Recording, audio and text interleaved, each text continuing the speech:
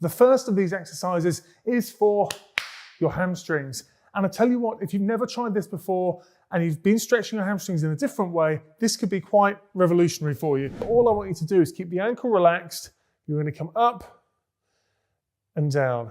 Just pumping the leg, 1 second up, 1 second down. Working through range of motion at the knee, taking those hamstrings into a lengthened position, and then allowing them to relax and shorten. Next up, we've got a stretch for your adductors, the muscles of the inner thigh.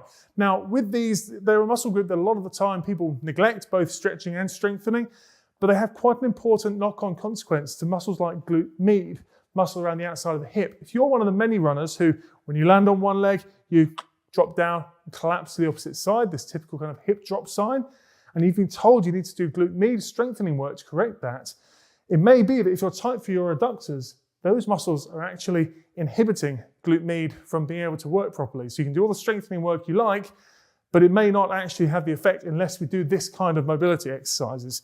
So if we start out half kneeling, okay, from here, what I want to do before I even move in this position is feel a little bit of a stretch down the inside of the inner thigh. Feel those adductors getting under a bit of tension. If you don't feel that yet, go a little bit further, but for a lot of us, just getting into this position will be enough. From there, squeeze your butt, push your hips forwards. You'll feel that moves up closer into the groin. And then from there, sit your butt back down onto your heel. Then you'll feel, as we're adding in a bit of flexion, hip flexion into that adductive position, that will actually start to get those longer adductors. So we've worked on our hamstrings, we've worked on our adductors. Let's spend a bit of time looking at our hip flexors. So to start out with, just in this half kneeling position here, and rather than lunging forwards into what a lot of people will consider a hip flexor stretch, where really you're kind of anteriorly tilting the pelvis and arching your lower back, I want to keep in this fairly neutral position and just tilt your pelvis underneath you. So squeeze your butt, tilt your tailbone underneath you, and you'll feel straight away, a lot of us at least, a good stretch down the front of those hip flexors, stretch down the front of the hip. Now from there, again, I don't want to do a static stretch. I want to tilt and relax. Tilt and relax. Imagine your pelvis is a bowl of water, and every time you squeeze your butt and tilt, you're tipping the water out of the back of the bowl. Simply going to work through 20 of those. 1 second on, 1 second off.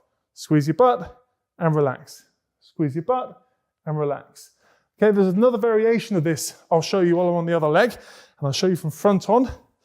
Okay, in this position, again, the same idea. We're squeezing and relax, squeezing and relax, but to intensify the movement, I want to lift up on one side, so the same side hand as you're kneeling on goes up in the air, and as you're squeezing your butt and pushing your hip forwards, squeezing your butt and tilting your tailbone underneath you, I want just to reach as high as you can with that arm.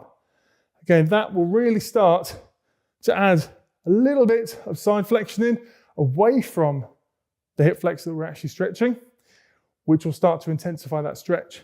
So if we want, we can do 20 of these as well. Okay, we'll do 2 or 3 sets of 20 on each side. Moving on, still looking at muscles down the front of the thigh, we're going to be looking at our quads. Now, again, I know a lot of you will be familiar with quad stretches, but I want to show you a little tweak that could just change everything compared to what you're used to doing. So what I want to do, instead of just standing there, pulling your heel towards your butt and just kind of, again, static stretching it out, we're not doing that. I want to go heel towards your butt, bend the standing knee slightly. Again, from there, I want to lift the chest up, and you're going to simply focus on squeezing the butt, pushing hips forwards. You see a bit of a common pattern here. Squeeze as you pull back with the foot. We're there and back. There and back. Keeping that knee and that standing knee flexed. So a little bend in the standing leg. There and back. You see, you're going to get a stretch down the front of the thigh there. Let me show you from side on. So from here, there we go. Balance challenge as well. From here, we squeeze and relax. Squeeze and relax. Next up, I want to show you a stretch for piriformis. A deep hip rotator muscle sits deeper than those glutes, and for a lot of us runners can get quite tight.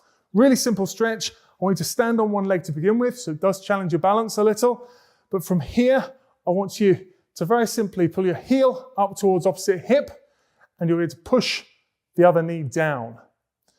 Okay, you're going to work through 1 and relax, 2 and relax, 3 and relax, simply working through to 10.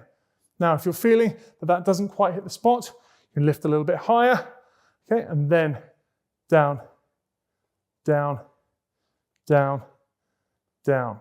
So that covers stretches, but what about strengthening exercises? In fact, if I could only choose 3 strengthening exercises as a runner to ever do again, it would be the ones in this video over here. So check that out next, and I'll see you over there.